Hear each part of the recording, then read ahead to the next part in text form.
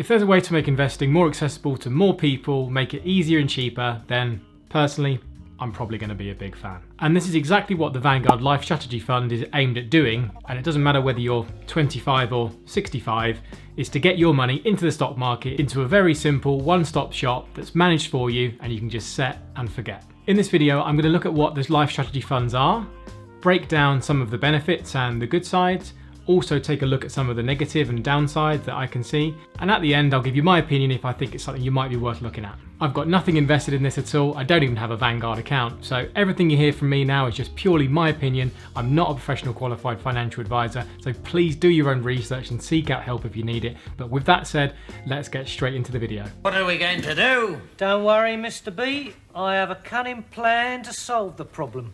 Right, so let's have a look at this thing and see how it's made up and what is the Vanguard Lifestrategy Fund. So the Vanguard Lifestrategy Fund is designed to be the only investment product that you'll need to be able to invest in it. You'll choose the right one from the selection and pretty much set and forget. You'll make your own selection based on your own risk profile, make your investments, whether that's monthly or lump sum, and then pretty much sit back and relax for the next 10, 20, 30 years. Rather than having to pick your own stocks, do your own research and pick your own funds as well, Lifestrategy Fund is basically a collection of index funds and a collection of bonds to enable you to have a well-diversified, risk-free portfolio that's about as far as you can get. In Vanguard's own words, they say you'll be invested in around 6,000 to 20,000 companies around the world with a slightly heavier weighting favouring the UK market, so you'll have that slight home bias there on the FTSE 100 and smaller companies. As well as this, you'll have coverage across international markets and emerging markets too, so effectively you'll almost have a slice of everything. So when one market goes down, you'll have other markets to cover it. When the UK is not doing so well, you'll have the US, for example. In theory, this should give you some really good diversity when things are not going so well. Hang on, James. The thought had occurred to me. Here's the interesting bit though, in the part where you will need to engage your brain. You're going to need to decide which life strategy fund is the one which is right for you, because there's not just one, there's 5 different ones. The life strategy funds are broken into 5 different funds, and these funds have a different weighting of equity and bonds, all the way from the scale for 100% equity going down to 20% equity with 80% bonds. In really simple terms, it's how much percentage of company do you want versus how much percentage of bonds do you want. That's what we need to figure out. Remember, bonds, if you're not already familiar, are just IOUs written by either government or corporations. And what you're effectively buying is a guaranteed interest rate, or about as close to guaranteed as possible, especially if you buy highly trusted ones, like from the UK government or the US government, for example. Bonds come in all shapes and sizes, and they get their own money rating too. So on one end of the scale, you've got the government bonds, and on the other end of the scale, unfortunately, you've got what's called junk bonds. Now, some of those might give you some higher yields, but I would probably stay away from those. With junk bonds, the clue is in the name. I would stay away from junk. Now in the past, bonds have tended to go the other way where the stock market does. So for example, when the stock market's riding high, bond yields tend to be a little bit lower. And when the stock market is doing not so well, bond yields tend to have been a little bit higher. But that's just historically, and actually in recent times bond yields have been on a little bit of a slippier slope, as of course we've seen interest rates at historical lows, and then of course growth in the stock market has been phenomenal. So the question you need to ask yourself to be able to decide which life strategy fund is right for you is, what is your risk profile? How old you are, maybe how long you want to be involved in the market for, how much money you have you got an emergency fund set aside, and all of these considerations, and how well you're potentially going to sleep at night as well. Did I sleep like a baby? Typically, the younger you are, the more risk you want to take with equities, and the older you are, the less risk you want to take with equities and the larger share of bonds in order to protect yourself against those swings in the markets. Although we always talk about getting 10% average returns in the S&P 500 all the time, for example, that's just an average. You've still got bills to pay. And of course, this is where bonds come in, because they've been historically very useful to protect against those big swings. They might have a lower upside in terms of companies beating them, but on the downside, to always give you that 2, 3, 4% plus return means that you're protected from inflation, you're protected from potential recessions as well.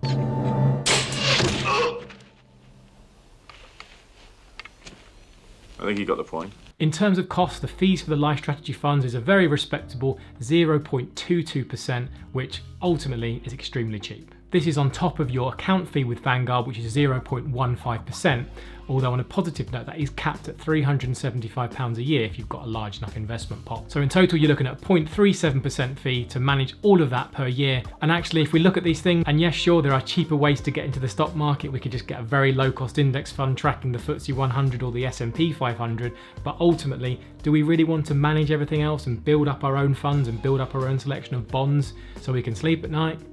That's up to you. That's where you're going to put the value ultimately. Anyway, I'll leave that decision up to you. You can have a think while you listen to the rest of this, but now let's look at some of the pros of these strategies and let's see if this might be right for us. So as we've mentioned before, these funds are really aimed at people who want a set and forget strategy, who can sit back and invest monthly or lump sum over the next 5, 10, 20 plus years. So then we end up as a much wealthier individual after 10, 20, 30 years of patient, consistent investing, and we can retire on a boat somewhere, sipping pina coladas or doing whatever you want to do, maybe even going off to Centre Parks when it's not half term. But the concept here really is for people that don't really want to spend a single second thinking about what stocks they're going to buy, what funds they're going to buy, managing their account every single week or month or keep checking on it. And really when life throws other things at you that you want to spend more time on and enjoy life while you can, really life strategy is probably aimed at you as an individual. And when you think about it, in all honesty, it's probably a very good approach. I can see this being a great stepping stone if you've never invested before and you wanted to start up a stocks and shares ISA, for example, on Vanguard or another platform. This might be a really good way to get yourself into the market with a relatively risk-free investment. Of course, nothing is without risk, but ultimately it gives you a really well diversified portfolio as a great place to start. And then later on down the line, who knows, you could branch out to buying individual stocks and fill your boots with AMC or GameStop. The good thing here, of course, is if you are more risk averse, you could start with a higher percentage of bonds, like a 60-40 split, for example. And then as you get more comfortable and maybe you wanted to take more risk, you can move to 80% equity or even 100% equity. If you're wondering what a good rule of thumb is, and actually the founder of Vanguard, John Bogle, and the king of index funds himself, pretty much said that your age is approximately a good amount of bonds to have.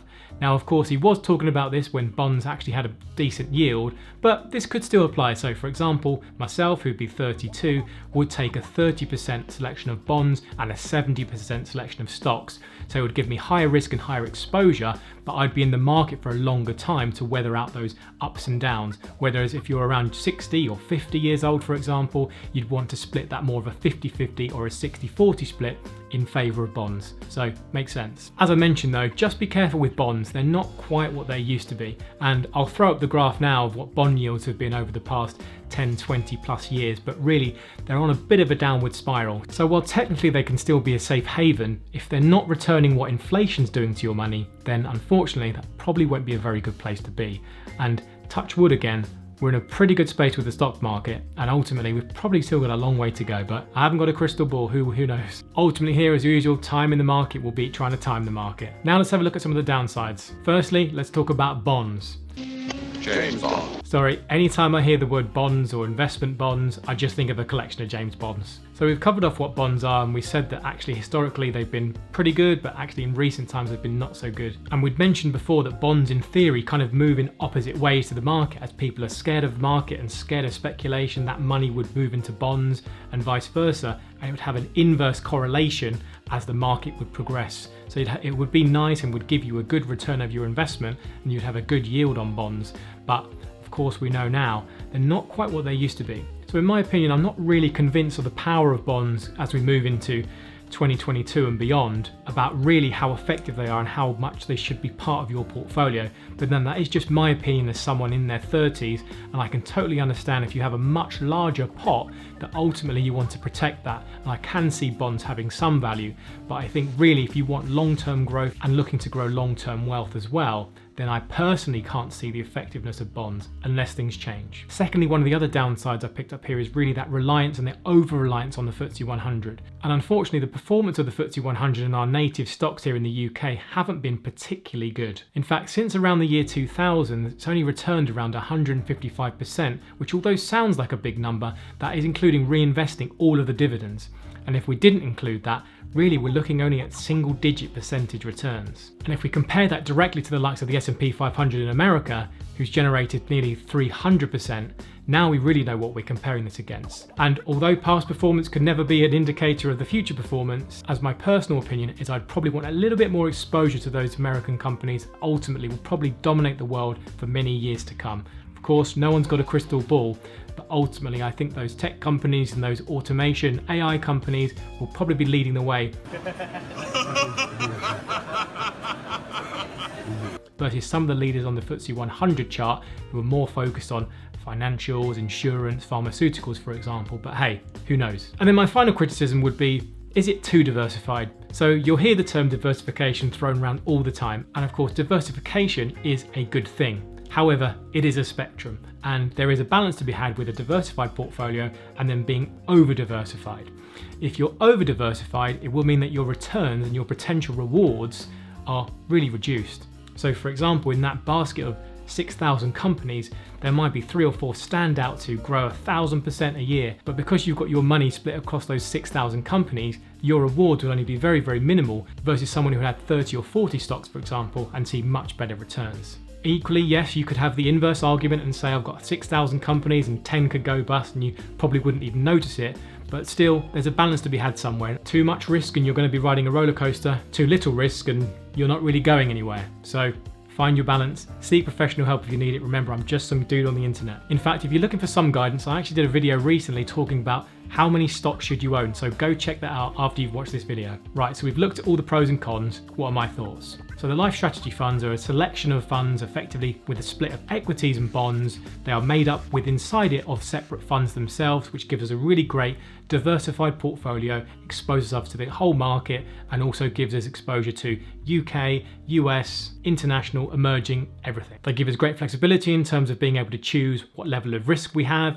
whether we want to have more equities versus less bonds, for example, or just go 100% equities. It's really, really simple to choose. And again, that's really positive because it doesn't matter whether you're 25 or 65, there'll be a fund in there for you, which might be more relevant to your risk profile and how much risk you want to take with equities. The fees are also really nice and low when you add them together compared to some other managed funds out there. Some managed funds out there are charging, 1.5%, for example, once you add everything together. So anything below 0.5% in total is just phenomenal in my opinion. It's also very low cost to get involved here. So on Vanguard's site, it does say that the £500 minimum is a one-off, but you can invest in life strategy with just £100 a month, which is a really great place to start. And you can never invest too little, honestly, guys. With a low amount of money compounded over many, many years, you'll be amazed at the results. So look, ultimately what you have to decide is how much time do you, as an investor, as an individual, want to spend managing your investments. On the one hand, you've got the life strategy funds who are almost doing it all for you, have done all the legwork, will balance that for you year by year. And on the other end, you've got managing your own funds, managing your own stocks, managing that risk. And sure, it might not take a huge amount of time and you could probably manage this with a couple of hours a month and just making sure you keep on top of things. But really, it all depends on what your risk tolerance is.